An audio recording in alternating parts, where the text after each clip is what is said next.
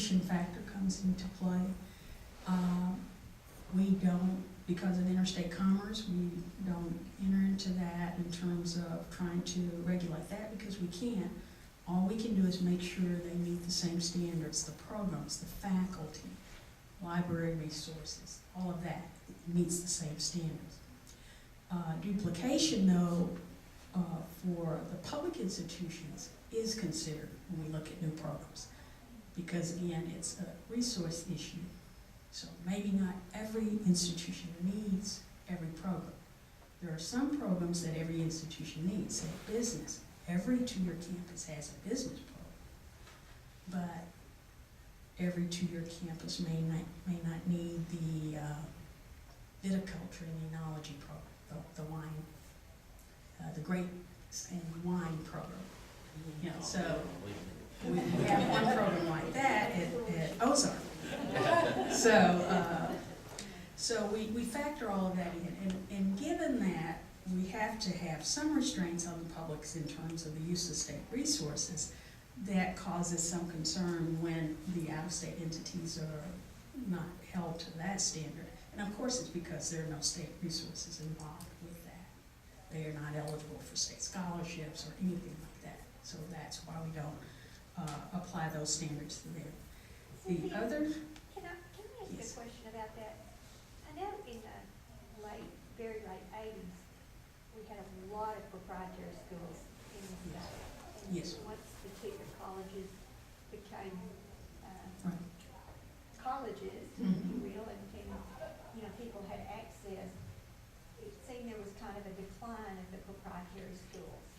But we're seeing, at least, are we seeing that again by online distance education? Are we seeing more proprietary schools?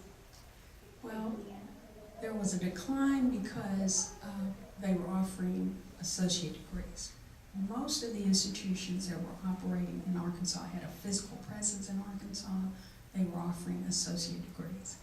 And with the rise of the technical colleges, of course, and the costs associated with attending those institutions, then I think the economy and everything allowed for that to shift. Now, what you're seeing now is more baccalaureate, master's, and doctoral degrees of those institutions that are actually located in the state. You know, University of Phoenix, they don't have an associate degree here in Arkansas. They do have one online that students can take. So we have just a very few institutions located in Arkansas that are offering associate degrees. And most of them are offering baccalaureate and above. And of course, some also have their online operations approved, and others don't. Some don't do their online operations in Arkansas. This, I can tell you, is an area that, you know, we get challenged all the time, a threat of lawsuit all the time, that, you know, if it's an online program, you have no oversight. Our position is that you're offering the programs to Arkansas residents, and so that it's the same, you know. It has to be reviewed to be sure it meets standards.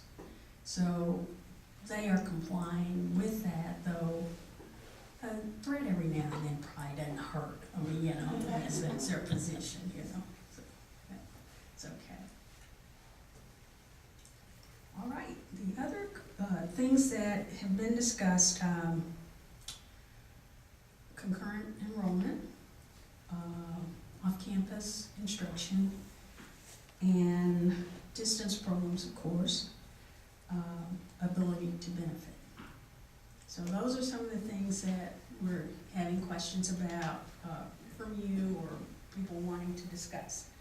And I won't go into any further detail about those today, other than to say on the distance, we need to make a report to our board periodically about what's going on in distance education in the state, and so we're a little behind cycle on that. So this year will be our year that we'll be in touch with the academic officers to ask, you know, what are you doing? One of the questions that we got from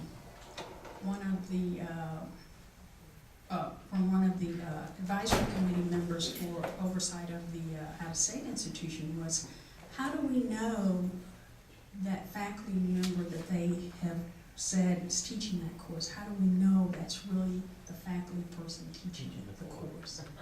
And so our question then was, how do you know, as a public institution, that the faculty person you've assigned to teach the course is really the one teaching the course?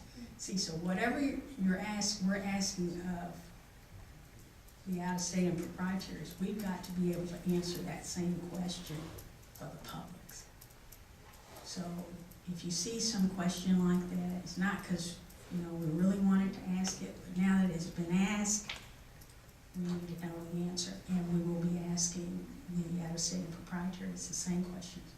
You know, how are you documenting that they're actually the ones responding, you know, that sort of thing. All right, well, I see Dr. Franklin is here, so that means my time is up.